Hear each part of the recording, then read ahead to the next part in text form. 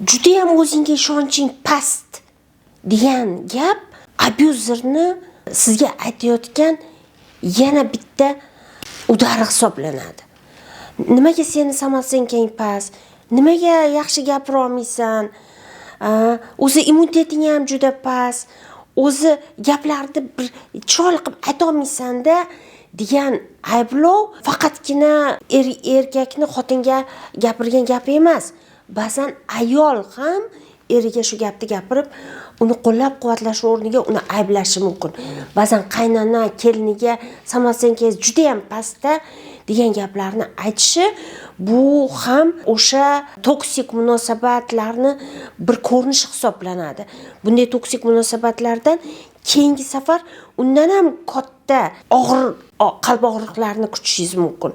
Ya'ni bu gapni go'yoki sizga mehr muhabbatdek aytiladi.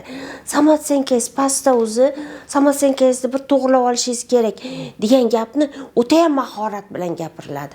Ammo siz bu gapdan mehr olishingiz kerak go'yo gapdan siz o'zingizda azoblisiz. Bu toksik munosabat uchun aytilgan gap edi, adashmang.